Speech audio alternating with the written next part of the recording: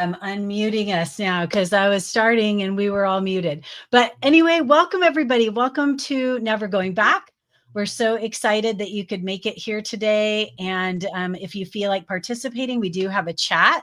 You're welcome to share with us in the chat where you're from, maybe why you came here, if you feel inclined, and all that kind of good stuff.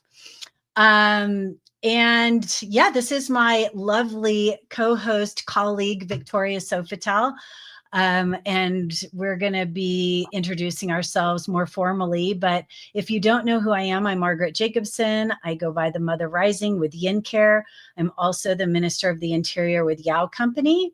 And we are here today to share with you our gluten-free experience, not only our experiences, but we each have unique backgrounds that really add to why we have a level of expertise in this field. And we know that if you are interested in going gluten-free, or if you have been gluten-free, and there's just always challenges. And one of the things we really like to get into together is explaining the nitty-gritty details about how it works in your body so that you can better understand that. So we're going to be getting into some biology. We're going to be getting into some gut health. We're going to be looking at some statistics. We're also going to be looking at how we take care of our bodies and the importance of that. So I will go ahead and get started. Yeah. Let's see. So the first time that I gave this talk, and you may or may not have been on the email that was sent out, but I really wanted to start this with the song that reflects the name of this, Never Going Back. But due to my concerns about being canceled on YouTube, etc., I decided that you would probably be best if you actually got to listen to that song later. And let's see, I did want to share, we've got, let's see. Oh yeah, you were the only one. No, you were not the only one who couldn't hear. Sorry about that. Okay, and we've got Diana from Estes Park, Colorado. Hello. Perfect. Okay, welcome you guys. I do want to, actually, I can pop this in because this is the song. You can go check it out later. Because it is really cool, but it is the song by Fleetwood Mac, which is Never Going Back. And what happened is I actually gave this talk at a place called the Record Plant, which is in Sausalito, California, about, roughly 10 years ago. And they had turned the Record Plant into a health and healing space. And so, I was at the time kind of going with this. I knew the history of the Record Plant and that Fleetwood Mac had recorded their very famous Rumors album there. And I knew that they were, hi, Linda, good to see you. I knew that during the time that they had recorded that album, they were going through incredible breakups. So everyone in the band that was in a loving relationship were breaking up with each other. And yet they still had to show up every day to, create music together. And yet they were processing these, their life's tragedies of these breakups. And so Lindsey Buckingham brought forward the song Never Going Back. And it's an interesting song if you listen to it, because it really reflects that space when we're in a really unhealthy relationship, which of course happens with food sometimes, where something's not good for you and you keep going back to it and just testing the waters, trying to figure out, why is this not good for me again? And then at some point, inevitably, we decide, I'm done. I am totally done with that. I am never going back. And that is what he ends up saying in the song. And so the actual link that I shared with you is a really touching version of it that they gave, I think in the 2000s here, I want to say like 2009 or something like that. And it's both of them, of course, many, many, many years later, still singing that song together. And I just find it particularly beautiful. So I hope you enjoy that. But yeah, we're here today. I wanted to share with you my background and what I bring to the table for you, and why I might be, that expert that can like really navigate a lot of the nooks and crannies for just the experience that I had in the very kind of like compressed dark night of the soul circumstances I was going through, that everything happened while I was going gluten free, that can be really helpful in how I had to navigate it. So yeah, so I have a master's in health services administration and public administration. I also have a bachelor's in neuroscience. So I do bring a biology background to this. And I am the mother of now 3 young adults, but they were, young when I was going through this at the time. Um, and I am also a trained well coach through the Well Coaches methodology, which is associated with Harvard School of Medicine's evidence-based coaching portion of their school. And so my journey with gluten really started when I was taking a Tai Chi class.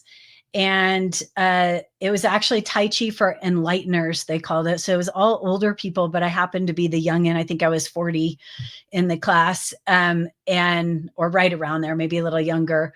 But the teacher said, I don't know, I must have said something that prompted her, something about my health. And she said, I think you should consider removing gluten from your diet. Now, mind you, she wasn't even gluten-free herself. She would bring like little cookies to class and everything.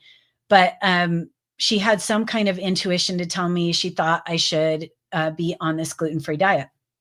So she said, just try it for like 3 weeks. And so I did. I tried it for 3 weeks, and I just, I don't even think I might have like even had like little bites here and there, but because I had taken so much out of my diet, I felt this like huge surge in my energy. And I think what to me is the most resonant and the most interesting about that is that I didn't feel like, if someone had asked me if I thought that I, if I thought that I was depleted in energy in any way, I would have told you no way. Like, I had a ton of energy, and I had 3 little kids. I think they were, 5, 7, and 9 at the time, or, 1 year older than that. And I really felt like it was absolutely night and day. And so that was like really the beginning of my journey. And shortly after that, I was diagnosed with Hashimoto's hypothyroiditis. And it's an autoimmune condition that really develops where your inflammation response created by your immune system creates antibodies and immune cells which attack thyroid tissue, and it results in the destruction of the thyroid's hormone making cells. So it can really create sluggishness. It can increase your weight, et cetera. But and these were, I wouldn't have said I was like massively overweight at the time, or that was something that I was concerned about, but I absolutely couldn't believe how much better I was feeling as far as energy level. So following that, I did do food sensitivity testing with Yao. And if some of you are watching that are not from Yao, Yao Clinic is our signature clinic, our flagship clinic that is both between Denver, Colorado, and Lander, Wyoming. And my husband, Dr. Daniel Hudson, is the practitioner there that sees patients. And so I did have food sensitivity testing done at that time. And I removed everything out of my diet. I was like the best patient. I did not cheat. I was so worried. And I think part of that is that when you get like a diagnosis, or you get a blood, analysis of what's going on, somehow it becomes more immediate that something needs to be done to correct it. And I was honestly really concerned about the Hashimoto's, that to me. And so there was kind of this like squeeze portal of looking at my concerns. I was really looking at the concern of my own longevity for my family, and how I was really this fundamental piece. And I think as a mother, and that we hold that piece for the whole family. And so anchoring that in, I was concerned about, I was very concerned about my health. And we did do also markers for celiac and gluten sensitivity, and I had both. So I did pass those on to my children, whether or not, like, several of them acknowledge that and follow the diet accordingly. And we've got a straggler. You know who you are if you end up watching this. Um, I won't mention names. Anyway, I have the main foods that we generally have people remove from their diet at Yao are gluten, dairy, and eggs. And I'm not going to get into dairy and eggs today. There are very, very good reasons for that. But they do mainly show up on food sensitivity tests in our clinic. It is really once in a blue moon that someone comes in that does not have a marker for that.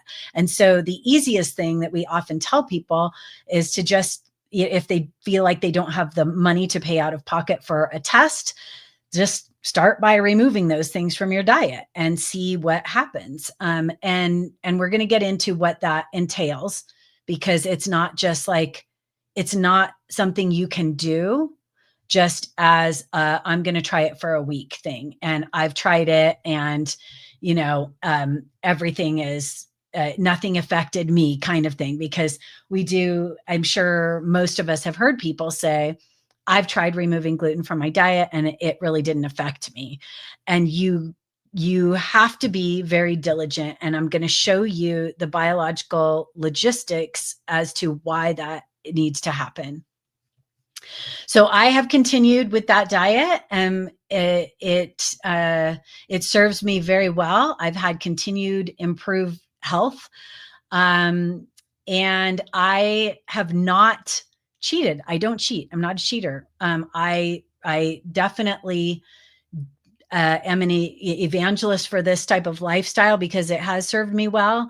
I know it's not for everybody, but I yeah, it works for me. And the only time though that I do like to share, which I think is funny, that I do cheat unintentionally, which we refer to, if it does happen unintentionally, is like you've kind of been glutened and there's all these repercussions, because you do feel the repercussions, you feel the exhaustion, you feel the bloating or the gas or whatever it is, whatever your symptomology is, will come to the surface.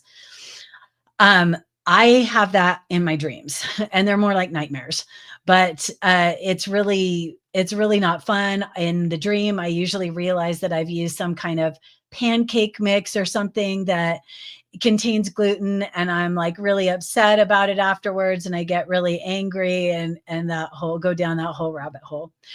But the improvements that I had really went beyond just this initial removal of the sluggishness. Over a 10-month period, all of the markers for Hashimoto's completely disappeared in 10 months. So, and again, I was a model patient. Like, I was very, very, very good. But I had, of course, the increased energy. I actually had no joint pain, which was really weird. I actually was finding that when I would have a glutened experience, that it would go into my joints, and it would feel really tight and achy and sore. And so I removed, that was probably pre-rheumatoid arthritis. I know that that is something that is in my family. So I was probably prone to that as well. But again, it could just be, it's hard to say. We're going to look at these things, but it's hard to say where a condition such as arthritis is just an arthritic diagnosis versus it being the result of what you're eating. And so, yeah, we will go into that a little bit and see how it kind of comes into you systemically. So the other things that improved for me, I had no more seasonal allergies. I had improved oral health. I lost weight. I wasn't really trying, but I did lose weight, and it has helped me to maintain that. I had neurological shaking in the ends of my fingers, and that can happen to people, and that all went away. I had brain fog. The brain fog disappeared. Of course, I mentioned, gas and bloating. That's like a common symptom for people. I also had breakthrough bleeding in my period, and So my cycle had regulated, which was a really good sign of health improvement. So those were the improvements that I had. And what I realized was, when I made the decision to do this, so I did the 3 weeks, right? And then I had to go, oh my God, this really helped. Now what am I going to do? I actually have to implement this. And that requires a lot, like strategically with 3 little kids.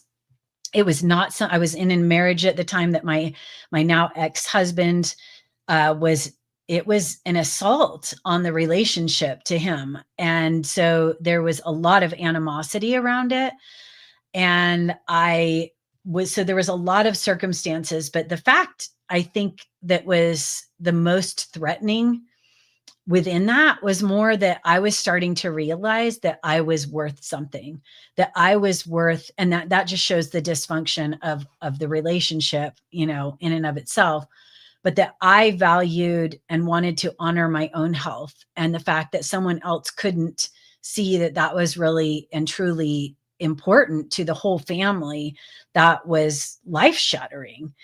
So it really involved a reframing of my value and why I was important, and how every bite that I put in my body and every sip of whatever drink it was I was drinking really were vitally important in honoring who I was. And so that was foundational. And then I had this little conversation with myself where I thought, okay, here's the deal. You could, if you look a year from now, you could do the same thing that you've been doing for the last year, right? And nothing will change, or it could get worse, or you could change what you're doing right now and things could possibly get better. And then I just thought, like, why would I not do that? Why, I could do it for a year. That I could totally do that. I'm in it for a year. And then of course, like when everything starts to change, that's when really, you feel this like never going back, right? And it was really challenging, of course, because just to add on to that, I did end up becoming a single mom. And my kids ended up struggling with issues around gluten and dairy and eggs. And so having to create a lifestyle that supported my kids in their social activities, which I know Victoria will be able to speak to a little bit too, but being able to navigate that, and then they're being able to stand up for themselves to their dad when they would go to their dad's house, that they didn't want to. It wasn't coming from me. They were finding that they were starting to recognize that they were not well. They didn't feel good when these things were in their body. So how could they say, when they knew that angered their dad, how could they basically stick up for themselves when they knew they really couldn't eat these things? And so anyway, it was a really, really interesting, but for all of these reasons, this is my real life experience. And I have a lot to share with you in this talk. And like I said, we're going to be going into lots of details, not only into the biology of everything, but we're also going to be discussing the social aspects and ways to prepare and how to read labels, and a couple little products that I like and a couple of tips here and there. So with that, I would really like to just hand it off to Victoria so that she can tell you a little bit about who she is. Thank you, Margaret. Hi, everyone. I'm Victoria Sofitel, and I am so grateful to be here, but I'm so grateful that you're here because something about the title drew you in. Something that's going on in your life is why you made time to be here today, or you're making time to rewatch this. So I just want to thank you for sharing that time with us. My journey into the gluten-free world started not as a trend, but as a mother doing everything she could to help her daughter heal. Before her second birthday, she was misdiagnosed with a handful of things and ended up figuring out it was eczema. But after a lot of trial and error, that little thumb-sized nail some size rash behind her one knee, spread like wildfire to all the folds of her skin. And yeah, some of the pain points would be sleeping at night, hearing her scratch, and even in the summertime in a long sleeve shirt, she's, you know, scratched her elbows enough that she's bleeding through her PJs. And it was like, what can I do to nourish you, you know, and myself, because I want to sleep, but I'm trying to like hold her arm down, you know, throughout the night. So after a lot of trial and error, I discovered that her body was reacting to gluten, dairy, and eggs. And if I wanted to continue nursing her, I had to change right along with her. And it was, uh, you know, challenging at first. You know, I definitely felt lost. I had been a long time label reader. I had been health conscious, I would say, for the 15 years prior to that.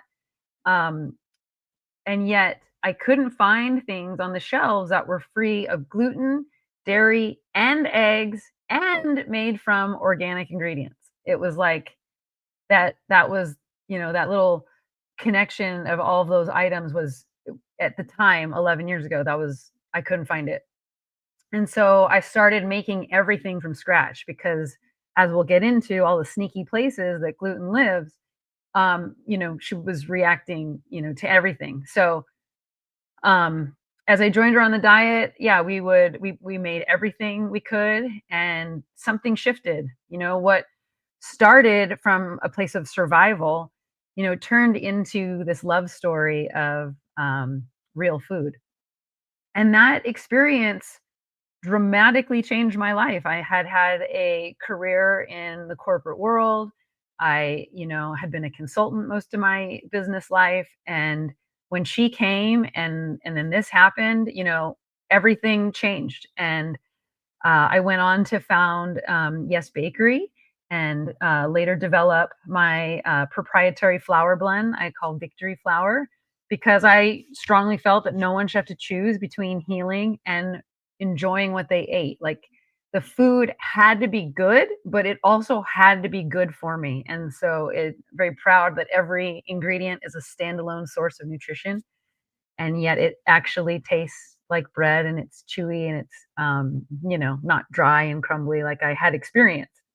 So yeah, and then with my background as a behavioral scientist, that helped me see that healing wasn't just physical, it was deeply behavioral and emotional. And that we don't just change what's on our plate, we change the patterns that led us there.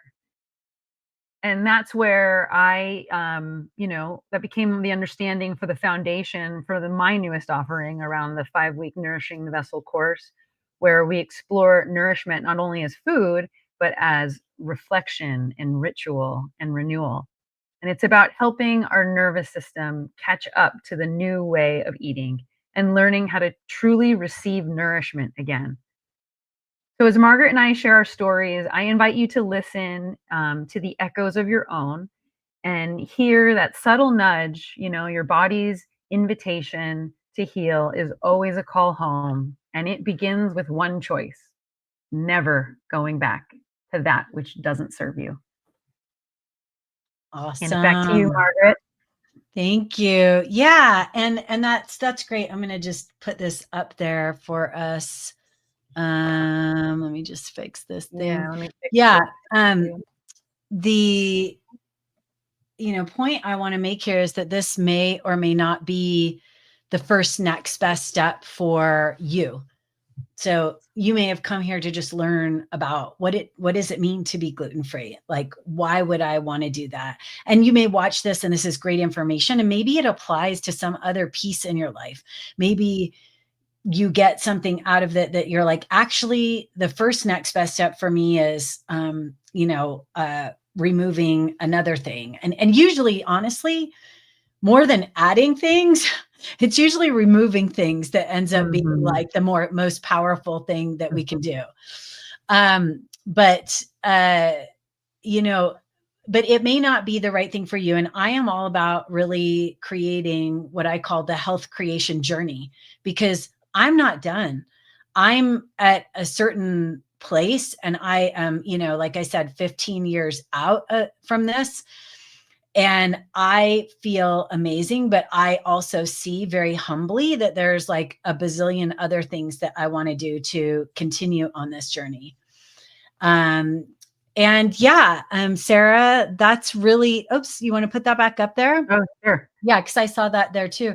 This is one of the things, like, we don't want to, it is a journey. We don't want to beat ourselves up about not. Sarah saying, I've been allowing some gluten lately, but I should be removing it again because I never felt better when she was gluten-free, no dairy or eggs either. Yeah. And that's the thing, is like, it's really important. The body knowledge that we get from this, the watching our body and the body responses are huge. Right. And so again, like, this may or may not be the right step for you. Maybe that there's something else that's the next best step. But I do want to share with you some statistics that I find to be particularly crazy. So, so let's see. So for example, it's important to know that, like, in the United States right now, chronic diseases are correlated really in many ways with chronic inflammation. And the latest statistics from the CDC is that 76.4% of Americans have a chronic disease. 76.4%. And that number was shared during the Senate Finance Committee meeting on September 4th, 2025. So that is the latest number that they have. And it's also important to note that 13 to 14% of Americans have autoimmune conditions where your own immune system is attacking your own body, like I described for the Hashimoto's, hypothyroiditis.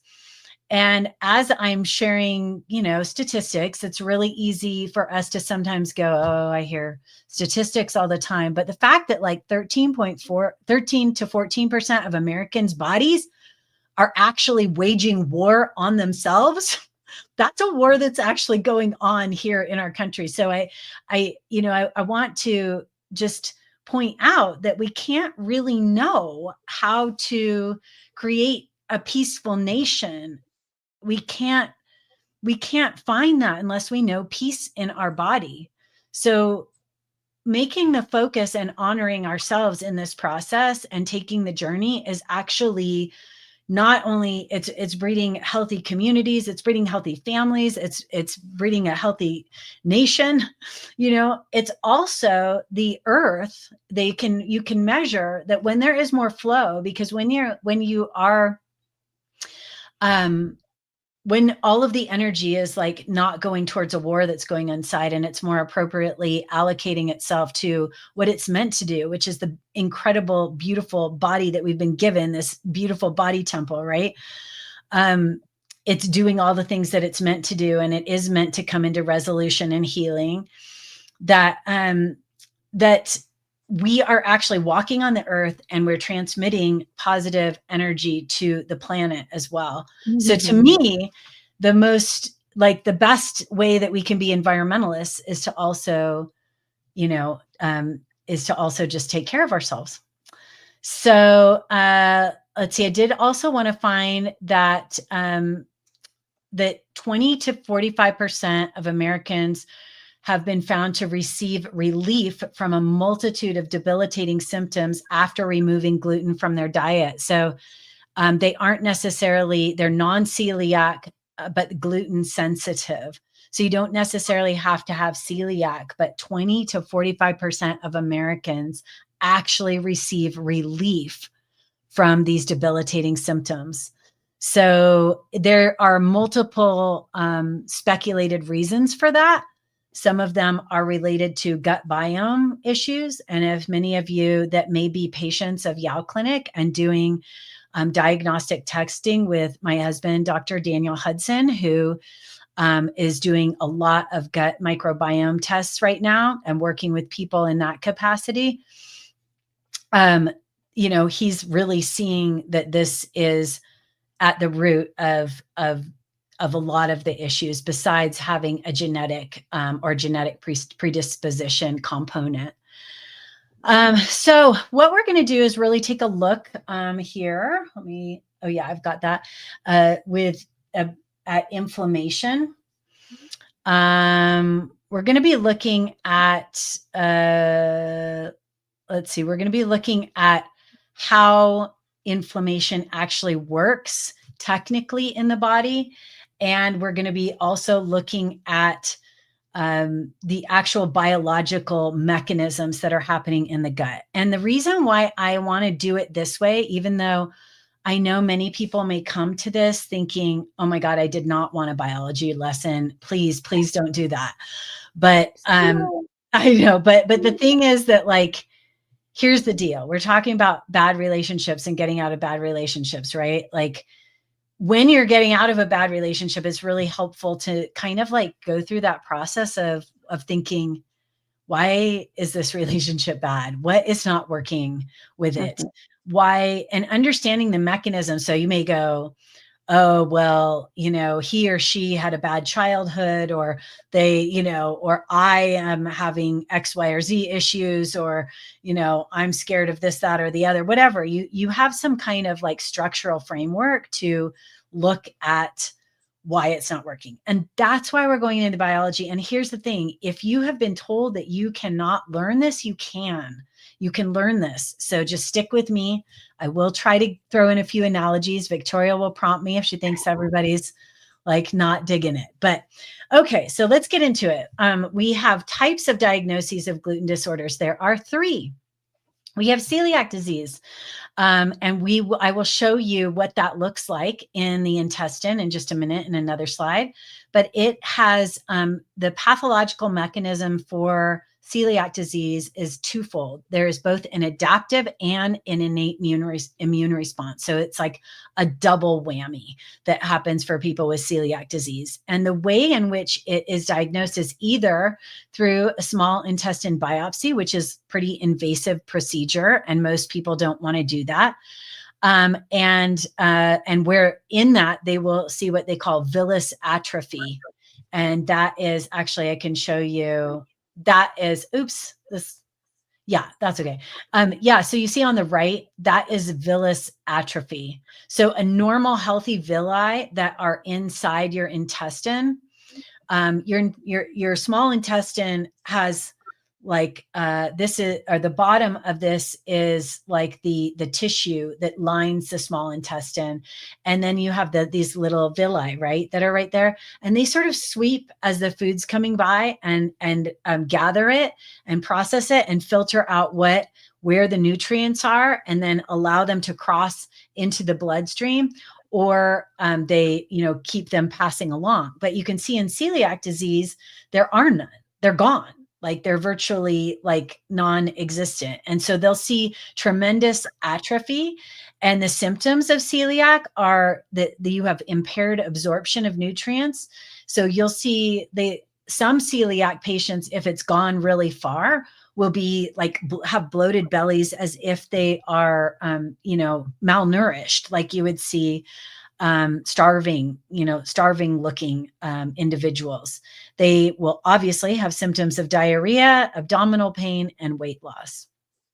So let me get back to this one. So non-celiac gluten sensitive people have an innate immunity response. And that I forgot to say that also the other diagnostic criteria for celiac is that you can actually do a blood test, and it is an anti-TTG autoantibody level that they are measuring to see. It's a marker for how much of this antibody activity that you have, how much is your body reacting, and that will give them a diagnosis. So whereas before, and in the early ages of celiac diagnosis, they would only be able to use as this small intestine biopsy. You can now, if you really need a diagnosis, you can get this very simple blood test. And I would just say, like, I have a kind of a mixed relationship around our attachment to diagnoses. So I'll just kind of like drop that into this conversation here. I will be going through this a little bit more with a course I'll be offering in the new year, which is really how to work with coming into your own intuition, your own inner wisdom, and develop a healthy relationship with your healthcare provider. But we have this attachment to wanting to know what the diagnosis is, and then kind of putting ourselves in this victim state of the diagnosis. So there are certainly circumstances where I feel like a diagnosis would be powerful, especially if you have a child that, if I had known about this and I thought I could get a diagnosis that was easy, and they did have this blood diagnosis, I probably would have done that for my kids, because then it would have been easier to say to their dad in this relationship, look, they have celiac, or they, and therefore we have to be on this diet because it is actually a situation. Or you can go to the schools if you need to navigate things. Anyway, there could be circumstances where that could be helpful. So I just want to point that out. Though I just think it's important to not be attached to it, because oftentimes you can do the repair without even necessarily having the diagnosis. So non-celiac, the diagnosis is a diagnosis of exclusion. So you rule out celiac disease, maybe by a blood test, and I am completely spacing out. And wheat allergy. I'm like, I am completely spacing out what WA is. It only says it right down below there. Thank you. So glad I made these slides. But the symptomatic response to gluten withdrawal or gluten with removal is really positive. So that would be one, non-celiac gluten sensitivity way to diagnose yourself. A wheat allergy is going to give you that like really brutal immune response. With an IgE measurement. You can get that from a skin prick test, but basically you will have an allergic reaction. This is going to be something that, I think I put it here. Yeah, that you're going to want to end up injecting with epinephrine if you're having a reaction, because you're going to be dealing with trouble breathing, throat tightness, chest pain, dizziness, fainting, blah, blah, blah, blah, blah.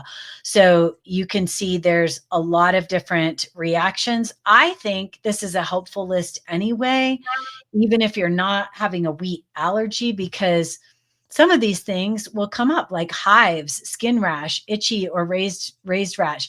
Like, you may find even if you are gluten sensitive, that some of these things may happen to you if you have had some level of contamination and you don't know exactly what that is. But just to be aware, nasal congestion, runny nose, like I said, all of my, seasonal allergies went away, swelling of lips, face, tongue, throat. I think my son even had a reaction that was coupled with, he was exercising at the time, and he ended up having to go to the emergency room. We had to take him there. And I'm pretty sure it was right after he had something. So he doesn't have like a wheat allergy per se, but he had quite a severe reaction. So something to just have a heads up of. And again, just look at your body, pay attention, respond, accordingly. So there are 3 immune pathways for each of these disorders. They act slightly differently. Celiac, as I mentioned, has this dual immune response. Non-celiac gluten sensitivity has the innate immune response. And I'm not going to go too deep into this slide, because I think it's better when we look at the picture of this. And then, of course, the wheat allergy is going to have this histamine reaction and immediate hypersensitivity. Are we getting any questions or anything that I need to pay attention to? Victoria, just let me know. Give me a heads up. I will. If you do have a question or anything, or it's not making sense, please feel free to type it into the chat. And we'd be more than happy to answer your question if we can answer it as we go along.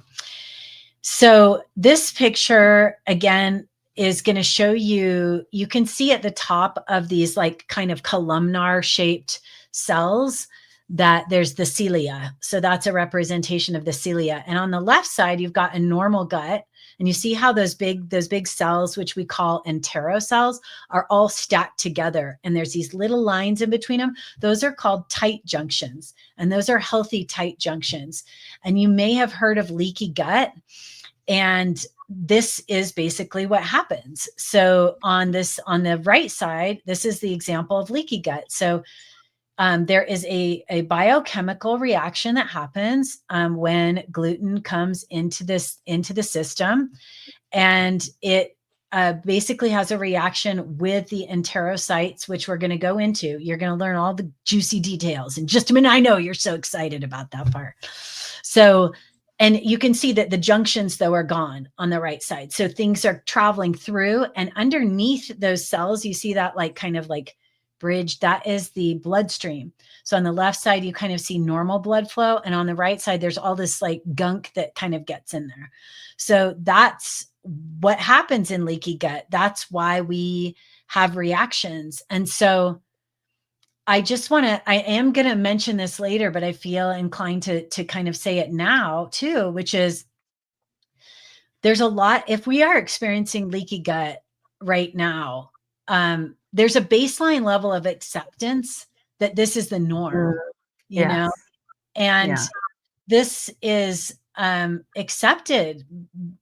We don't really even realize that that's abnormal until we take the things out, and then we feel better.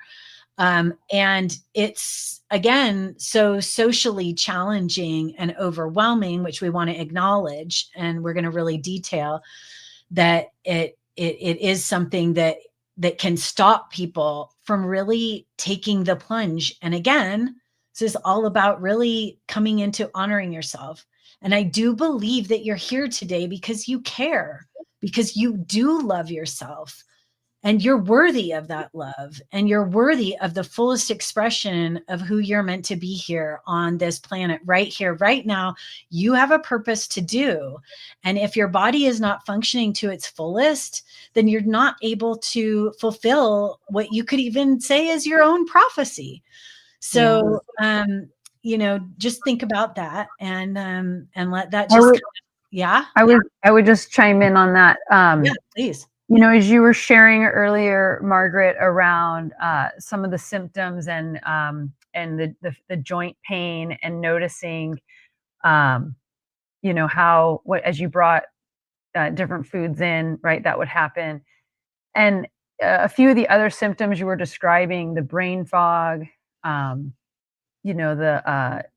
irritable bowels, these are everyday things that as we get older, we just sort of assume this is what 40 is like. Mm-hmm. This is what 50 is like. This is what 60 is like. This is what my late 30s, whatever it is.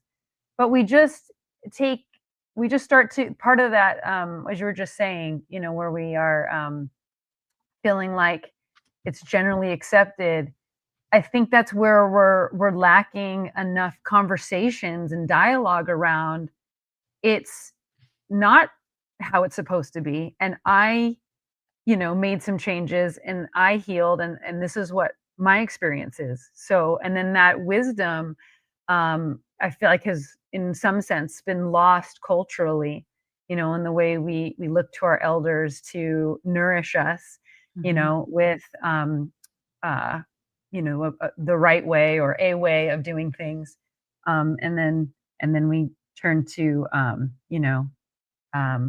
supposed officials who are the authority figures that are telling us the way it is, even though who knows how knowledgeable they are. But just to say back to how easily we just kind of assume that it's okay, and it becomes this baseline. We have a new baseline level of pain, or accepting of standards that were once not okay. And I love being a part of a discussion where we want to get curious around those standards, get curious around what we've grown accustomed to, get curious around where in our life can we reasonably optimize some of our choices and our decisions, and then what are the downstream effects of that, and look at our own life as like a little social experiment that for just this time we're going to fix and tweak just this, that, or the other, and just see how what outcome we get from that. Exactly. Exactly. And it's a good point because I want to let you all know that I am 54 and I have no menopause symptoms. I'm still at the end, like perimenopausal. Just I think I'm done, and then I get another cycle. But I have not had any hot flashes. At minimum have just had slight little emotional, bumps, but very minimal. And so I think, and again, um, you know, I started this early on, but we've got long lives to live, people. Like we've got long lives to live, and the body knows how to heal. So starting even now is really important, depending on what age you are. Like just starting whenever, it's going to really help. So all right, let's talk about gluten. Gluten is made up of two parts. There's the gliadin, which is an immunogenic peptide, fragments of a full protein, and then the other part of the protein, which is responsible, for the elasticity of wheat, basically the glutenin. It makes it all stretchy. It makes that bready, which is why people, unless you're Victoria and you've worked hard on your bread recipe, which is amazing, by the way, shameless plug for ohyesbakery.com. And anyway, the glutenin is the second piece of it. So the gliadin is really what crosses through the tight junctions that become leaky. So let's go in here. We're going in, people. This is a little hard to see. So, and I've got some notes that are going to walk me through this a little bit too. So, basically at the top here where there is the number 1 on the upper left, gluten enters the gut and is made up of, again, glutenin and gliadin. And it is, let's see, when the gliadin peptide, basically they separate. And when the gliadin peptide comes into contact with the surface of the small intestine, it's going to interact with those columnar cells, which are called enterocytes, and they're also called intestinal epithelial cells. So, we call the skin has an epithelium. So originally in our evolution, in our little biology as little tiny fetus babies inside of our mothers, the intestines and the skin developed from similar cell tissue. So that is an interesting sort of side note about why they share the same cell title. And gliadin then binds to the surface receptor of the enterocyte, and through a couple more kind of complex reactions that I won't go into with you, okay? But they release zonulin, all right? So you can see zonulin there on the left side with a big, the arrow is, I'm trying. Yeah, the arrows. Little blue ones. Zonulin is these little blue ones there. But Yao patients are going to be familiar with the term zonulin because we run a test in our microbiome testing to measure zonulin, because it is a marker for this increased debilitation of the enterocytes. Zonulin then acts locally on the same neighboring enterocyte to modulate its shape and in effect loosens the tight junctions, which are protein complexes, right? We said that seal the gaps between the cells and increases the leaky gut syndrome. So you can see they kind of highlight on the left-hand side that there's these little white things that are getting through, and that's the gliadin coming through.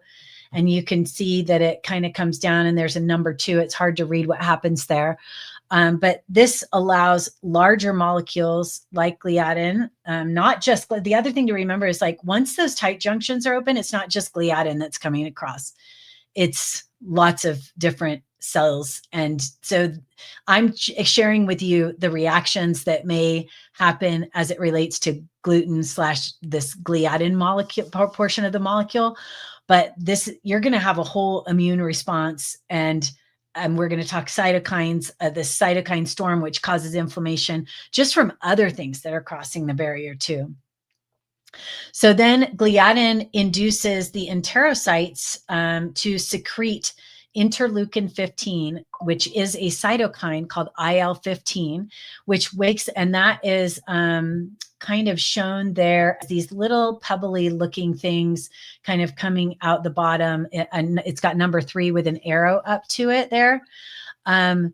And it wakes up the immune cells called interepithelial lymphocytes, which in turn cause reactions that damage the villi. Okay, so that's one way that it damages the villi for celiac people, right? And this part is several detailed steps. Again, you can research that further. The damaged cells themselves then release TTG, this tissue transglutaminase, which we discussed earlier as a blood marker for diagnosing celiac by the level of TTG. And so the amount, by the amounts present in your blood. And the TTG then modifies the gliadin proteins. You can kind of see, you see where the number 4 is, actually, just to the left of 4. That is a TTG molecule attached to one of those little white gliadins, and it modifies it, right? The antigen presenting cells, which are these globule looking bluish thing, right? They're specialized immune cells responsible for capturing and processing the foreign substances. And it joins the modified gliadin molecules to these markers, which are HLA-DQ2 and HLA-DQ8, which are shown in number 6 there. And those are that if you were to do further research, which you may or may not be inclined to do, but those are things that are discussed further in celiac disease as important. So you may want more details on that. I just want to give you a detailed but detailed idea about what's going on without killing you here. So you basically, the helper T cells that recognize these complexes then secrete molecules that attract other immune cells and can directly damage enterocytes. So you can get damage both from the T cells as well as the interepithelial lymphocytes.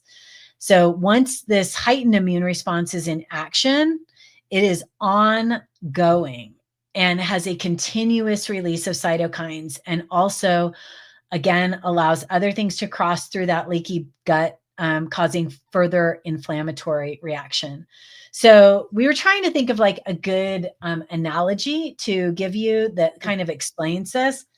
And my thought was, it's kind of like if you have a screen door that gets broken and a fly gets in, or a couple flies, maybe some mosquitoes, maybe a wasp flies through, and you're going to have a problem, right? Until you close the leaky gut, until you close the actual screen. Like you can get rid of certain things. Like you may have ways of dealing with, decreasing, like taking out maybe you take out dairy, but you don't take out gluten or something, and it solves some of it.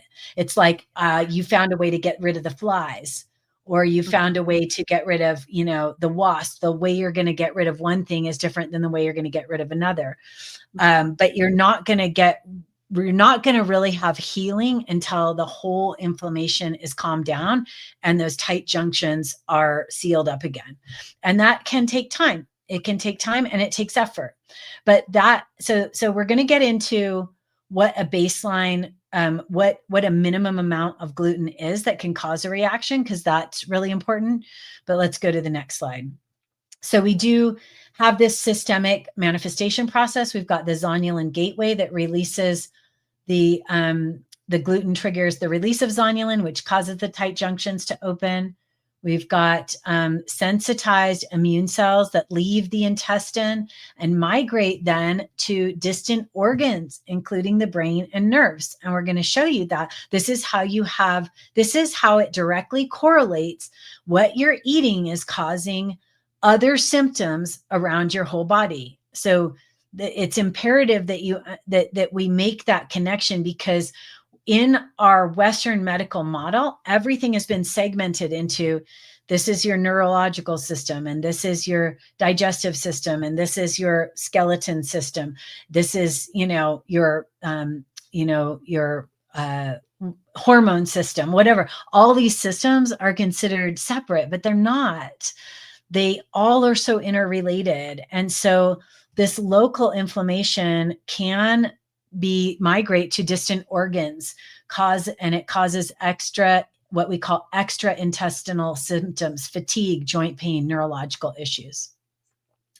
So I just want to go through, like, if you are experiencing, like, here we've got the celiac symptoms, right? But look at all of the ones that are non-celiac gluten sensitive symptoms. So that's the one I really want to go through, right? Bloating and abdominal distension, abdominal pain, diarrhea, epigastric pain, which can be indigestion, acid reflux, peptic ulcers, gastritis, gallbladder or pancreatic conditions, flatulence. Like, I'm sorry, flatulence is just not funny and it's not acceptable.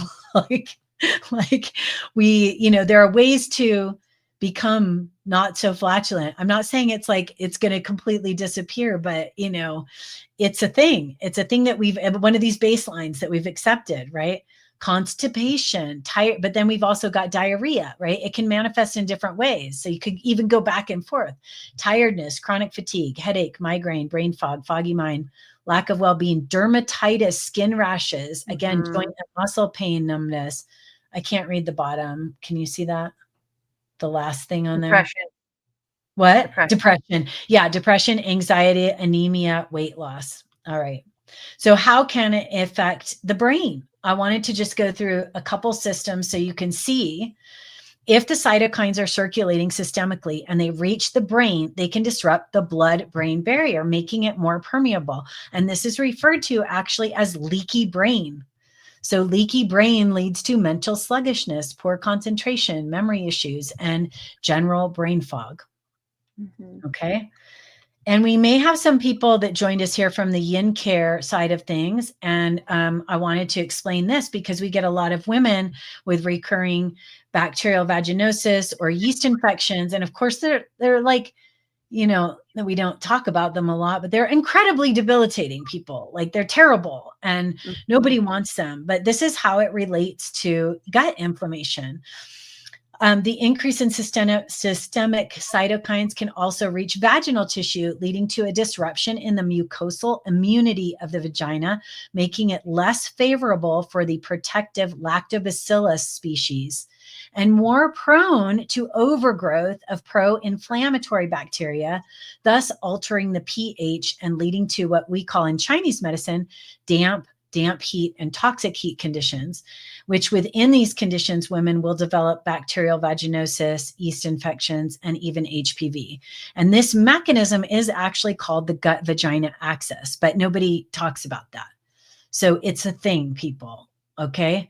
So if you are having these, you can absolutely work on this. So I get a lot of phone calls with Yin-care with women, and I'll tell them, like, our product, the Yin-care's herbal wash, should work.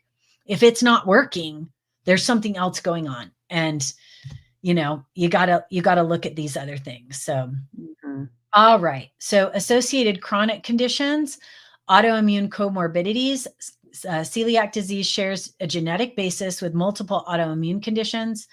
Thyroid disease, ding, ding, ding, ding. That's what I had. Type 1 diabetes, up to 12% prevalence. Rheumatoid arthritis, ding, ding, ding, ding. Again, because I think I probably had a rheumatic symptoms. And irritable bowel disease, 10 times higher in celiac. Neurological and systemic systems for gluten reactions can target the nervous system and cause systemic issues. Now, this isn't necessarily just for celiac, okay? So gluten ataxia can happen, balance or coordination loss, peripheral neuropathy, 49% prevalence, and that's what I was experiencing, like, or you can have little weird tingles, etc. I more had shaking, so I don't know if it be neuropathy per se, but osteoporosis, I think at one point I did have that diagnosis. Anemia, 32%. Okay, this is the big one. This is the big one, everybody. What is the threshold for gluten sensitivity? Oh, you're gluten-free, right? And you've been gluten-free, but you just took a bite of somebody's whatever pizza, or your kid, you finished the last bite of whatever your kid had on their plate. The threshold is 10 milligrams of gluten, which is 1/8 teaspoon, which, they had to measure this because they had to put a label as to what was acceptable for labeling something as gluten-free. So 20 parts per million is the regulatory limit, which is the equivalent of this 10 milligrams or an eighth teaspoon. So it is like nothing. Like, you can be removing gluten and then you can come undone from this just by having a tiny little breadcrumb or an eyelash sized amount, which is sufficient. So, yeah, just be aware that if you're going to be going gluten-free, it takes commitment. Okay, the immune system recovery time for it can be less for non-celiac gluten sensitivity. So you could recover. Usually I don't think I've ever seen anybody mentioned that has recovered from it in hours, but usually it's around this 3 to 5 day period. And that celiac is going to take days to weeks, but a full recovery, again, for anyone really to really calm the immune system down, is this antibody normalization is found at 1 year. And there's this little bit on the bottom about non-responsive celiac disease, and that's really people who really ended up, they have celiac. They said they weren't seeing improvement from removing gluten, but as it turns out, when they looked at things closer, they weren't really very compliant. They didn't, not that they weren't trying, because they obviously wanted to get better, but there was ways that gluten was sneaking into their diet. So you can, we're going to show you ways in which to find gluten in the weirdest places. All right. So again, this acceptance of baseline inflammation. Are we paying attention to the clues of our body is giving us? Are we generally accepting an inflamed state of being normal? Have these things become normal? Fatigue, flatulence, underperformance, et cetera. And if so, why? And what if life has more for you? What if your life could look like completely differently in a year if you were able to stick to it? What about 5 years from now? What about 10 years from now? What if you woke up feeling energized and ready to go about your life with a joyful attitude and feel the world opening and expanding around you, and the possibilities are really endless? So it's also important to me to look at that wheat has a profound historical and cultural role. We have it's really shown as to be a sacred. Bread has been a central and religious ritual and cultural identity throughout human history. It's considered sacred. The Bible describes the promised land as a land of wheat and barley. Bread is a metaphor in many ways for salvation. And I'm not coming at this from a religious point of view. I'm just trying to tap into the psyche that we have around wheat. Like, if you see, there's so many pictures of people walking through a wheat field, and it brings this sense of like freedom and openness. And like, I think when we look at the right side of the slide, wheat has sustained humans for tens of thousands of years now, I guess, or maybe just 10,000, 300 generations back, after millions of years of hunting and gathering, right? And many religions also view breads as sacred and deeply ingrained, no pun intended, in the human experience. So then that begs the question, why are we not harmonized with wheat? what has been done to it? Like what happened, right? And there were genetic changes in modern wheat. Modern wheat differs significantly from ancestral varieties, particularly over the last 50 years. So over the last 50 years, celiac has risen fourfold. Fourfold. And it's not just from diagnosis, because they, even in the early 1900s, they were diagnosing people with celiac, because you could, without even doing surgical procedures to go in and look at the cilia, et cetera, the debilitation, they could actually diagnose just by the diarrhea. There was people that would get diarrhea, and couldn't. Parents were finding that their kids couldn't eat anything. They were bloated, like they were starving. They clearly weren't getting any nourishment. Nourishment is a key word here. We're going to get into that. Okay. And so there is increased, modern wheat, increased toxicity. Modern wheat has higher celiac triggering proteins compared to the century-old strains. And what they were doing is they were breeding wheat for the yield. They developed over 25,000 varieties from human intervention. And it was selected for yield. Obviously, if anyone remembers in the 80s, Feed the World, and they did develop a very high producing shorter strain of wheat at that time. And it had also enhanced glutenins for dough strength. That was another thing that they were targeting.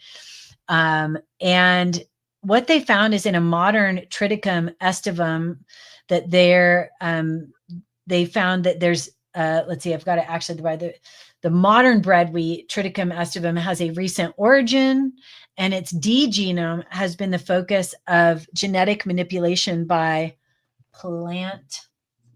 what does that say at the bottom there? Plant biologists. And it's potentially the source of poor health phenomena experienced by consumers. So what they were doing, they didn't have this very targeted manipulation of the genetics at the time. You can imagine pre-GMO, pre-genetic modification, and they didn't even have to label anything as genetically modified, but they were like actually nuclearly like attacking to make changes in the wheat to create varieties that were different or stronger or more prolific, et cetera. And it created some big challenges for people. So we also had increased gluten exposure. So wheat products then began to dominate every meal, breakfast, lunch, and dinner, and snacks, and added to processed foods, drugs, cosmetics. And we also had a dietary shift in impact, and modern strains dominated the consumer marketplace. So these modern strains that we're just talking about that were modified, even though they weren't labeled as modified, began really showing their prevalence at the mid 80s. And there was also a dietary shift for replacing the calories of our diet. We were saying like no fat diets, et cetera. And they were encouraged to eat healthy whole grains in place of those calories. So the symptoms and accompaniment of inflammation, basically the body is talking to us. Human inflammatory response and accompanied symptoms are the body's beautiful mechanism for communicating to us that this is a version, that this version of gluten is a problem. So we need to pay attention. Let's see. Was this done with purpose? Is there some orchestrated plan that is intentionally poisoning us? That's up to you to decide. And I'm not here to say that there's a conspiracy theory that I've got or anything like that. But there are some disjointed aspects of the industry that I think are just important to note for your own protection. So the food and beverage industry has other motivation besides our health bottom lines to meet. And so they are going to be looking at their bottom line of, their profits, and not really necessarily looking at our health. And it's important to also note that there are other things that have infiltrated our market, such as our exposure to glyphosates due to farmers spraying glyphosate on crops just prior to harvesting to kill it, dry it, and make it, make the harvest processing easier. So they're also adding these things. So genetic changes to our food and chemical sprays really can create a slow deterioration in our health, slowly killing us. And it's uncomfortable to think that that was done with purpose. But at the same time, these types of things, it's like having a frog in water that you're bringing to a boil slowly over time. The frog's not going to notice. And pretty soon they're going to be, boiled. So what I want to say as far as that's concerned is really just watch your back, read labels, check ingredients, ask questions, and your future and your future health and future generations really depend on that. So we've got different designations as far as we want to get into the logistics now of what it means to go gluten-free and some of the things to pay attention to, et cetera. So I want to just draw a quick note that there is a difference between wheat-free and gluten-free. And really, wheat is a complex grain that contains both gluten and gliadin. Wheat-free labeling can mean a product that does not have wheat, but it could have gluten. Why? Because some other grains, such as barley malt or rye, can be used in place of wheat, and those do contain gluten. So a true gluten-free diet for conditions like celiac requires the exclusion of all grains that contain what are referred to as immunotoxic storage proteins. And they're designated generally as prolamines, which are plant storage proteins. So wheat, it's going to be gliadin. In barley, it's going to be called hordeins. In rye, they're called secalines.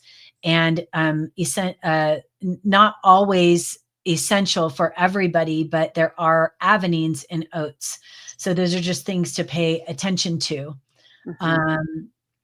And let's see, we've got sneaky products. Okay, this is where the shopping is concerned. And so you can even add, if you are gluten-free, in the chat here, or you've been gluten-free and you're maybe off the wagon a little bit, whatever. If there's been something like shocking to you that like gluten got into your life unexpectedly, share with us what that is. We'd love to highlight it because it really can sneak in.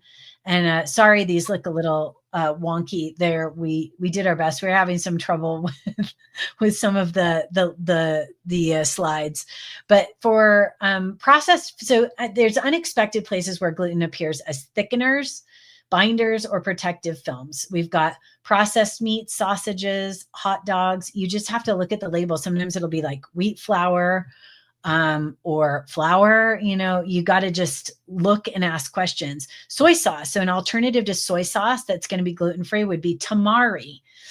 And then we've got steak sauces or teriyaki sauces. You have to look at the sauces and see if they say gluten-free. I'm going to show you what a gluten-free symbol is on there. Frozen doughs. Obviously, I would think that you would make the association that wheat is going to be in most dough products. So you really have to be careful, like pastas as well. I did not get that on here, but frozen doughs, pizzas, pies, cakes, ice cream with cookie dough. Okay. So you got to look out for that cookie dough. If you've got if you're looking for if you're not dairy free, or even if you are dairy free and you get a dairy free ice cream, but there's cookie dough pieces in there. Candies also have gluten. Hamburgers can have it. Powdered soups, prescription and over-the-counter medications can have it as a binder. Herbal supplements and vitamins, same thing. Envelopes and stamp glue. Lipsticks and cosmetics. I did have a cosmetic that creeped into my life at one point that had a gluten in it, and I was having a weird reaction. Play-Doh, if you've got children, that's really important to, hopefully you would know that. Well, if you're not making your own Play-Doh, no. I was one of those moms that made their own Play-Doh. So if you're not making your own Play-Doh, you may not know that. It has dough. It has wheat. Okay, and then there's these different sauces. Au gratin, bechamel, beef Wellington. These are things that are going to have that flour in it at a restaurant. Or Dust. potluck. What does it say? Oh, I said, or a potluck. Yeah, or a potluck. Yeah, I Exactly. mean, potatoes au gratin is a favorite, but I'm grateful as I made a lot of these things. I already knew. Oh yeah, that's got to have flour in there. Exactly.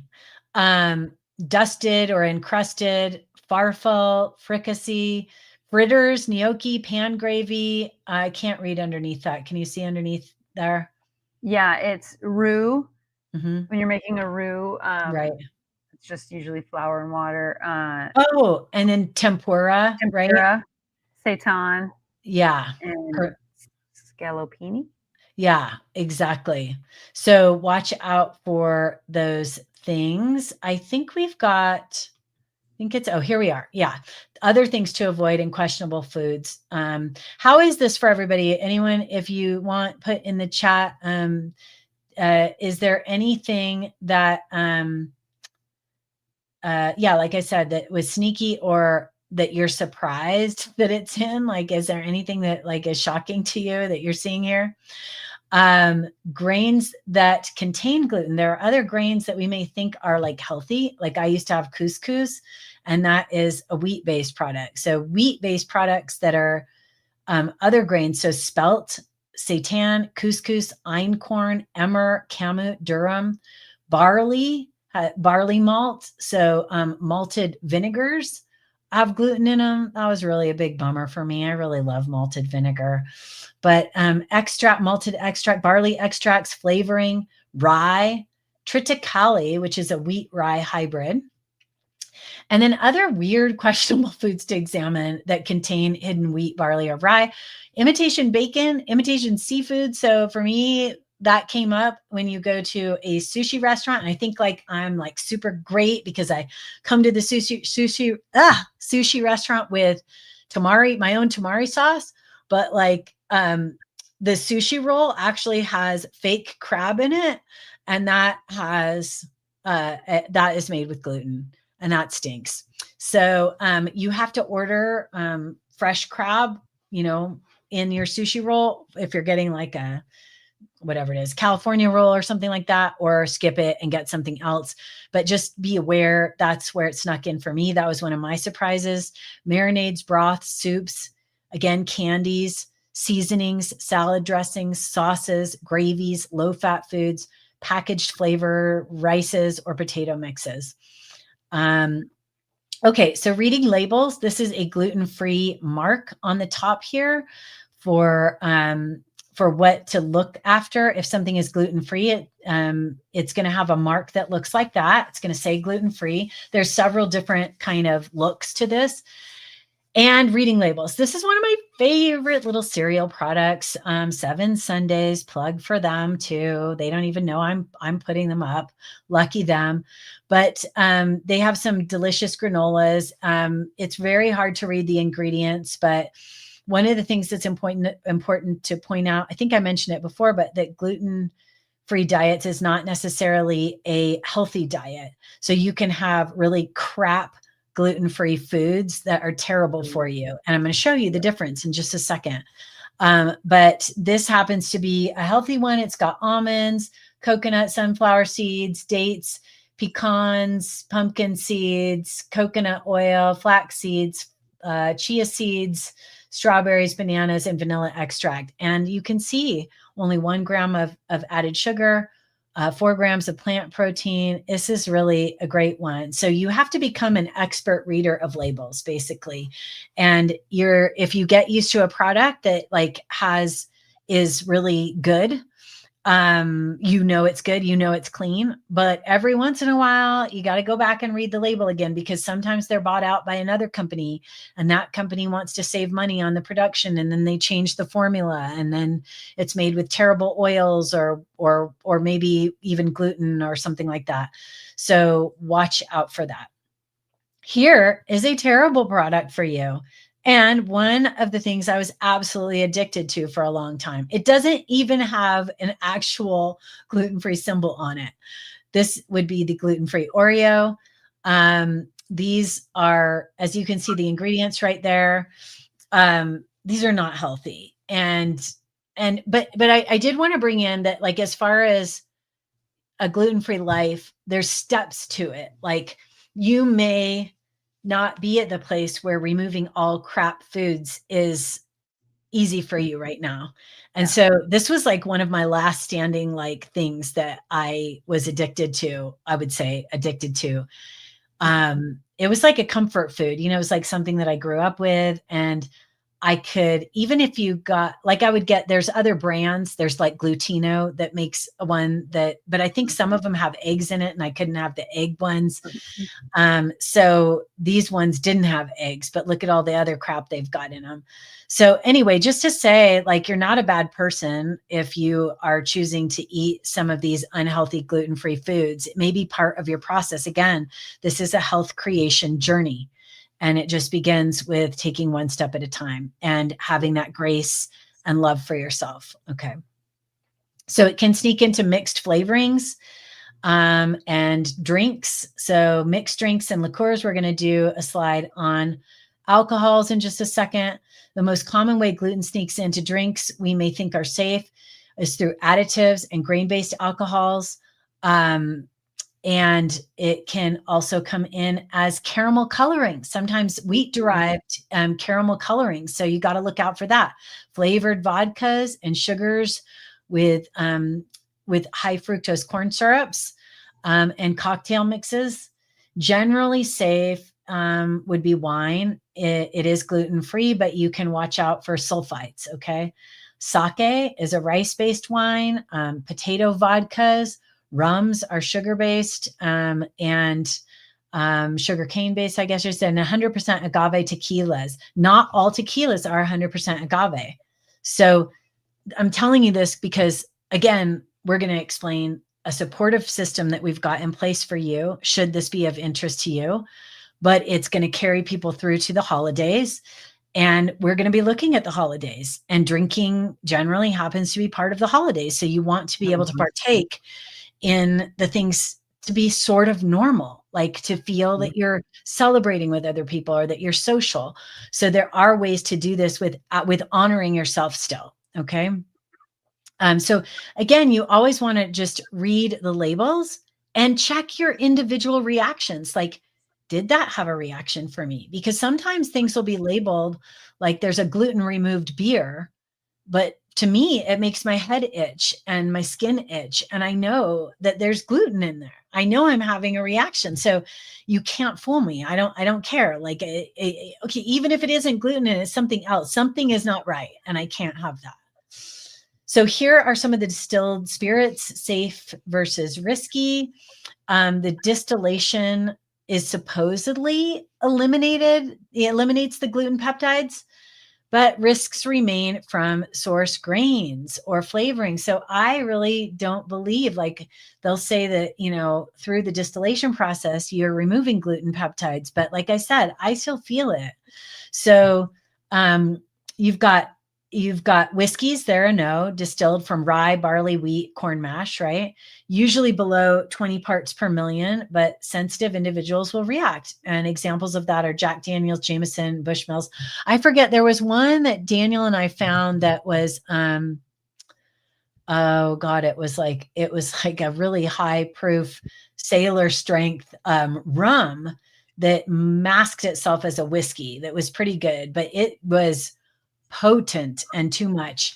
So there are other alcohols out there that are not necessary, that can maybe be like a whiskey, but aren't, if you're a whiskey lover. Vodka, and you can actually contact us if that's something you want to find out about. Okay. So vodka that is wheat-based, we've got Absolute Grey Goose vodka. You don't want to have that. Safe potato vodka would be Chopin, or grape vodka, Ciroc. You're going to want to avoid Rise, Belvedere, and Finlandia. And of course, gins are grain distilled. They may cause issues. Rums, again, are generally safe.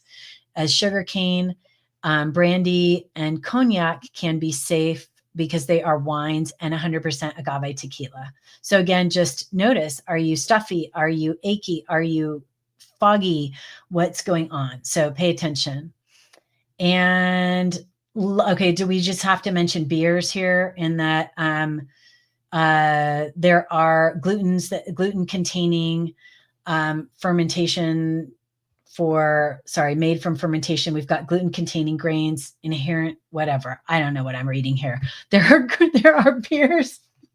And obviously beer contains gluten. You have to have a gluten-free beer, right? So there again are gluten reduced beers, but they may still cause reactions in sensitive individuals. So just go for the gluten-free beers. They can have gluten-free grains, which are like sorghum. And again, that 20 parts per million is the threshold. And these are my favorites. Boom. Holidaily is my favorite beer. That is from Colorado. And then you've got ciders. You can have ciders too. Ace cider is a great one. There's like, I think this one's a mango one I have featured here. They have a pineapple is another one. They have all different kinds. And so if I'm going to a party, what I'll do is just bring my own alcohol and, or I'll have a drink ahead of time if I feel like I want to, and I'll just say, oh, I had a drink before I came. But I can bring my own alcohol and no one's offended that I'm not partaking because I'm going to drink with them and no one feels put out by my needs. So that's one way to handle that. And then we've got our essential self-advocacy toolkit. So you need some practical ways to deal with this, right? So we've got the main thing that I want to say on this one that is the most helpful to me is on the right, the emergency kit, which is just always carrying safe backup food. So it's just sort of a habit that you get into is just like, having, being able to have food available for yourself in case of an emergency. So you're at a restaurant and they don't have anything, or I don't know, you're over at somebody's house and they don't have anything you can eat. Victoria has had some success in using some of the mobile apps. A lot of people like them for finding gluten-free restaurants, checking product safety. You can, if you want to go to the extreme, or you may have a good reason why you want to, but create like a little dining card with your restrictions on it that you can take to restaurants with you. I'm not going to go into this too much. There's a lot on here that I think doesn't always apply to everybody, but there can be a lot of planning ways that you go about for hotels or cruises or, calling ahead. But travel in general, you do need to be prepared. I generally just pack my own food. If you're going through TSA, you just have to have something that can go through TSA. So you can't have liquids. And so I just carry backup food and so if you need a screenshot of that, grab a quick screenshot, go back to the recording and get that. Social situations that you may come into contact with. Again, general social management, navigating social discomfort while maintaining your own safety and dignity. Again, carrying backup food, politely declining, like changing the subject, or ask for a safe alternative. Hey, do you have, I don't know, do you have some apple juice, or do you have a cider, or do you have a glass of wine, or, anything, I don't know, maybe just like vegetables. If you're just having, some kind of snack at someone's house, you can also use claim a wheat allergy for a diplomatic refusal, right? You can just sort of say that you're going to have this severe reaction. And also just kind of a heads up that when you go down this, sometimes people do ask inappropriate questions. Does it make you gassy, or, dumb stuff that you're so just be prepared. Sometimes they're intrusive. Wait a second there. Family and friends, just want to be able to communicate clearly to your family and friends. Think about having a one dip policy if you're sharing something with people and you need to keep their gluten out of your dip. And then you may need to address cross-contamination. So if you're preparing food and you're really sensitive, the little crumb sizes can get into your system. If you're really at the beginning stages and that's really an important thing to you, you're going to have to address that with your family or friends. And that's something that you can explore further. Self-advocacy, again, with a restaurant, you can call ahead of time. Direct communication, let them know you can use that wheat allergy terminology. And you're going to want to maybe, if you're particular, you're going to want to ask them if they have shared surfaces that are used with gluten. And just don't be afraid to ask, like, and request what you need. You know, what ingredients are used? Is this prepared on clean surfaces? Are the fries cooked in a dedicated oil? Does the marinade contain soy sauce? And as you go about this journey, you're going to learn which restaurants are okay for you and that are easy to work with, and they're going to be kind of your go-tos. So you will find ways to go about this. There are some social things that come up. You're going to feel possibly branded when you're carrying your own food. You're just going to have this like sense of like, I'm out of the loop. You know, basically that's what this is. Like, I feel out of the loop. Restaurants are challenging without gluten-free, oh my gosh, diet, like without a gluten-free diet menu options. And also just to note that, like, if it is an adolescent that's going through this, that they can really have anxiety. And there can be these psychological impacts of isolation, shame, fear of contamination, feeling like a burden to family, quality of life worsens, diagnosis, anxiety and depression from diet adherence, you know? And so these are real. I just want to really, I know I rushed through that because there's just so much.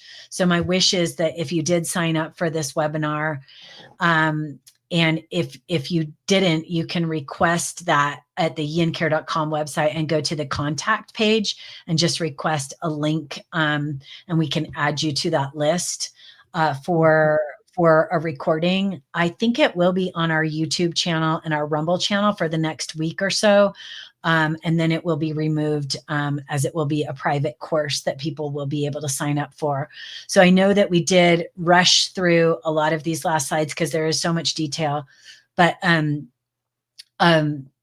yeah, the biggest issue is this sense of this psychological component, right? Of feeling isolation and feeling alone, and even if you are just not ready to do gluten, but you're feeling this calling in yourself to take care of yourself, and that realizing how much you matter to your family, to your friends, to your children, to anyone, to your job, to your life's purpose, that you really want to come into this and you need that social support.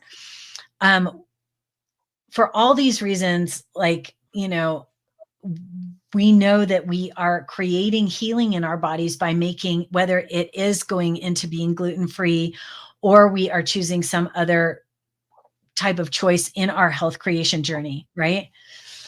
But persevering to do that in the face of others who are not on that path makes us strong, and it really transforms us.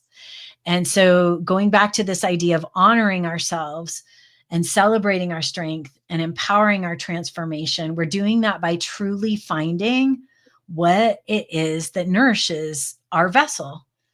And so Victoria and I have created a course that we would really like to, I'll take this down if you want to pop Sure. back up. And Victoria is going to share with you, what it might take. Well, today we've Margaret's shared what happens, when we start removing gluten, the physical changes, the energy that returns, the clarity that begins to come back. But something deeper also begins to happen on a subtle level, and then eventually on a more, aware level. Intentional level, we start to ask, what truly nourishes me? Not just what I can or I can't eat, but what helps me feel calm, grounded, alive.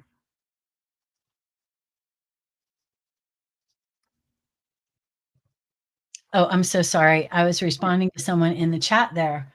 Oh, So sorry. I got totally distracted. Yeah. oh yeah. Oh my gosh. Yeah. So yeah, what makes us feel calm and alive, right? And so it's been our experience at Yao in our clinical practice that we've really seen how people's body begin to heal, and they really, beyond their healing, they want connection. and they want rhythm in this process of making changes, and they want meaning. And that's really when healing moves from fixing this situation to really flourishing, right? Like really embracing your whole life. And we realize that like nourishment is not just food, it's all of these different pieces that come in. It's the relationships that we have, it's the thoughts that we're thinking, it's the environment we're creating in our office, or how much we've tidied things around us, etc. And it's how we breathe, it's how we rest, it's how we reflect, how we care for ourselves really every day. Yes, exactly. And that's why our next offering, Nourishing the Vessel, is all about that. It's our 5-week guided journey to explore what it truly means to be nourished through food, through reflection, ritual, and daily practice. It's a chance to rebuild your relationship with your body, to slow down and to actually integrate everything that we talked about here tonight. Exactly. And we're going to share like all kinds of tools. It builds week by week, and Victoria is going to share that with you. We have tools and practices and a structure that really helps you sustain this way of living. And, it's done with ease and clarity and joy. And again, I want to just draw the attention to during this really challenging time of year, like right before the holidays. And I want to just point out that oftentimes this time of year is when people decide, oh, everything goes out the window. I don't care. I'm going to wait until January, and then I'm going to get back on my game and, and decide to make these changes. And what I'm saying is we're saying now, like, we are saying now, it stops now. Like you can do this with the support of this Nourishing the Vessel course that we've got to offer. We can all, sort of hold hands. It creates community. It's going to be fun. She's going to tell you more about it. But really, once you feel this deep nourishment, you're going to really realize that you too are never going to go back. Yeah. So if you are ready to go deeper and discover what your body and spirit have been asking for, I'll just explain a little more what it is. We'll start in 2 weeks, and we'll end just before Thanksgiving. We're going to have, during those 5 weeks, we'll have 3 calls throughout the week. Wednesday afternoons will be our content calls.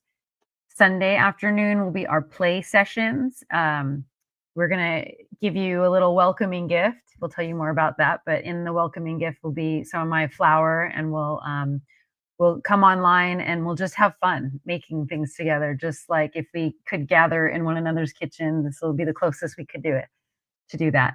And then Monday afternoons are our integration calls. And these are by far, I feel like the where it all comes together, and you start to realize like, this is why I did this. This is what's so nourishing to me. And these calls are where we come with how we're sharing in our week and how our practices are going, where we see some successes and we get the support of everyone with that, where we have some stumble blocks and where we need to reframe and rethink. And so the integration calls are the juiciest parts. And after the 5 week is over and you are now accustomed to this rhythm, we aren't going to just leave you out there. We are going to continue with our ongoing community calls each month. We'll do an extra one during the holidays to hold people over during that time. But the point of the community calls is not just for anyone who's taken the Nourishing the Vessel. It's for maybe the people in your life that are interested in the changes you're making and are looking to be a part of a community as well. Margaret and I have like birthed this out of a desire to just be in community with people where we're not going to, we're going to hold that higher standard. We're going to, be curious about the changes that we can make about the areas where we want to transform and grow, and like that stagnancy, that complacency that is sort of commonplace now. We just want to be a part of a community where it's like that's okay. It's okay for you, but that's not okay for me. And so I want to be in a place where I'm growing and I'm learning and I'm transforming and I'm becoming the best version of myself. And so these ongoing monthly community calls are where we're going to just keep these dialogues going, and we hope you'll come back to join us there. Oh, thanks for moving me along. As far as what the 5 weeks look like, we begin forming a foundation in our orienting and calibrating week, where we look at some, really like some sets the foundation, right? And so we look at kind of the way we see things, the way what has brought us to what each has brought each individual person there. And then we develop some practices that we're going to build on with each week. And we move into our like reframing nourishment and rebuilding our relationship with ourselves. Week 3 tends to be that aha moment where after 3 weeks of practices, the empowerment, the agency starts to really become noticeable within yourself and with those outside of you, which is a perfect segue into week 4. After a month of all of this work and integration, we now are ready to focus on externally and how we're interfacing with the world, only to celebrate all of that in week 5 as we anchor in all of the integrations that we've learned through our 5 weeks together. And I just want to say, like, this is so beautifully done. Victoria really does excel in this behavioral science. She's just such a natural behavioral scientist. And so all of this is like carefully orchestrated to just build these foundational pieces along the way that really allow us to, like, you don't have to go through the crap storm that she and I went through in having to feel this isolation. Like, this is the support. And again, this is the time of year. This is the time of year to do it. It just is. It's such a rough time of year. It always is for everybody. So. Yes, thank you. And I feel like what I've learned through my career and through consulting is it's not about a major overhaul. It's about dealing with 1 or 2 things at a time, and making these little micro adjustments along the way. And then over time you realize, oh wow, I'm going in a completely different direction, but it's not an abrupt about face. Exactly. So what's the whole thing about, the whole nourishing the vessel? Well, we are offering you a discount through the weekend, but our package is a little care package we'll send you to support you on this journey with us. So we'll send a journal, we'll send some herbal teas, and we'll send that bag of flour and a few other goodies. We're looking to provide you with, through all the programs that we've taken and all the self-healing groups or workshops or retreats that we've both ever gone on. Part of what has been designed with this one is where I feel that they've kind of have presented great content, but maybe failed in terms of really getting people to integrate the work. So we're sending you a package. We're giving you every reason to take action, and we want to do it with you. So from journaling to making a cup of tea for yourself to nourishing yourself with some nutrient-dense, allergen-free flour, we are every step along the way encouraging you in how you can take realistic actions to reset, rejuvenate, and nourish yourself. And so I want to Yeah. just to add that like I really feel strongly because we do run a clinic, and you are, if a number of people are part of the Yao clinic, even if you're not part of Yao clinic, but if you potentially have sought help outside of a Western medical system. And even if you're in the Western medical system, like what you're paying right now, even out of pocket for things, is going to be more than what you're going to pay for this and what you're going to get in the end, because these are life skills that are going to take you. This is going to take you to the finish line. These are Mhm. things that are going to set you up for this complete reframe. So, Yeah. yeah. Yeah, so the screenshot, the QR code, or if you're on a laptop, use your I phone put it to in the chat too. check that. Yeah, check the QR code. You can, oh, great. Uh, see that, that URL there. That'll take you to our sign up page. And then remember to use code NTV, which is short for Nourishing the Vessel. NTV 2025 is your $50 off coupon through the weekend. And, we learn so much through doing these that we're just excited to see who wants to come join us for this iteration. But in Exactly. the what others have said was that they had never felt so supported in embracing their vulnerability, and that this course changed their life. Um, Another participant mentioned that the practical tools and the meditations made a real difference in managing their daily stress, which, like, that's great. You know, one person discovered a newfound confidence that has transformed how they view themselves and their health. So that seems like, a worthy way to spend one's time. Mm-hmm. Uh, Oh yeah, this one person, they weren't sure. I really loved their testimony. They weren't sure what they could get from this course because they had been eating healthy. They had an autoimmune disorder. They've been at it for 10+ years.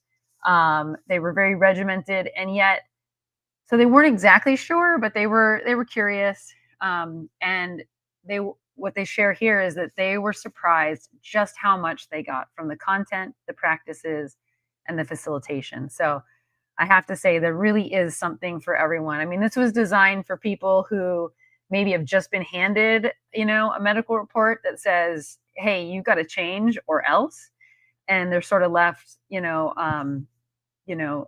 like the deer in headlights, where like what, my whole world's changing.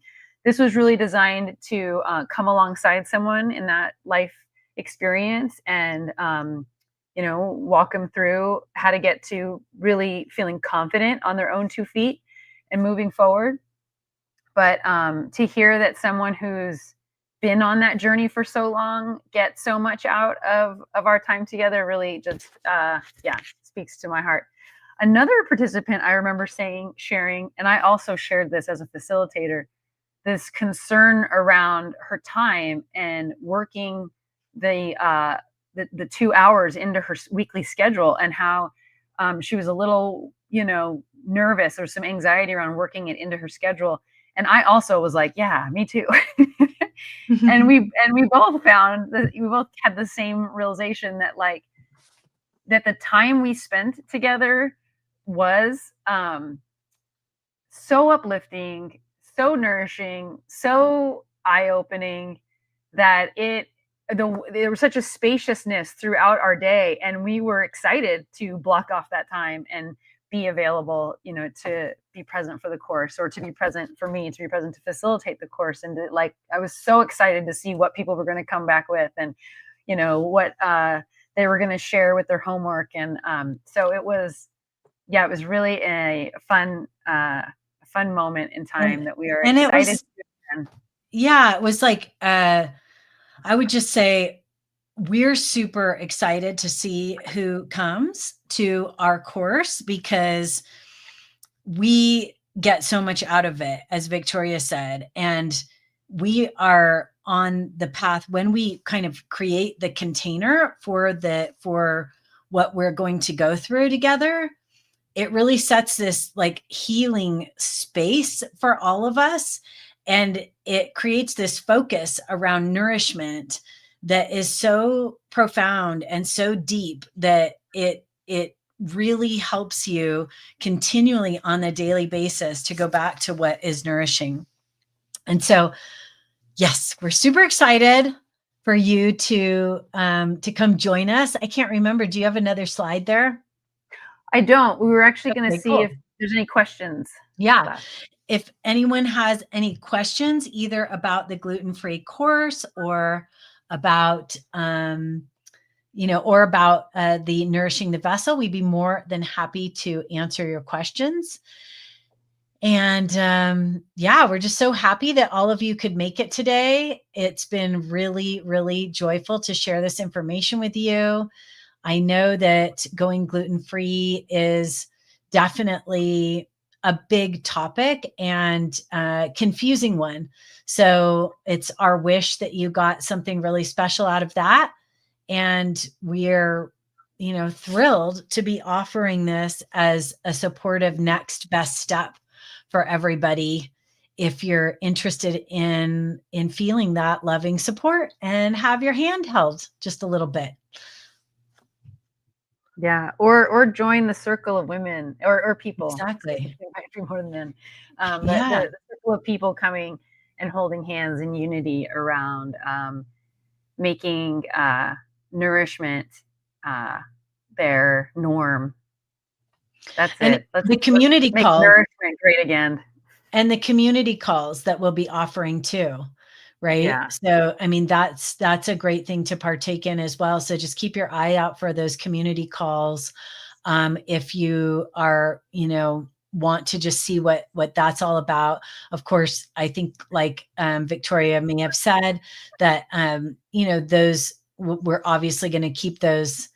We would love to have that be especially supportive for the people who have been through Nourishing the Vessel, but we want to open that to community. So if you're feeling like you need just a little extra hand holding, it's there for you. So if you aren't on the mailing list, then I would just go to head on over to Yin-care.com, fill out the contact us form, and just request to be added to that mailing list for specifically, say, community calls. Or again, if you don't have the recording of this workshop and you want it, specifically call out, I would like to see a recording link to the gluten-free Never Going Back workshop.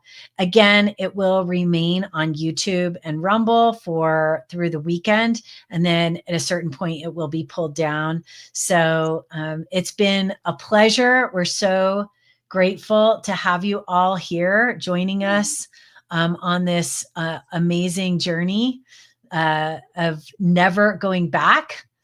And yeah, thanks so much for being here. We're so excited to have made this with you.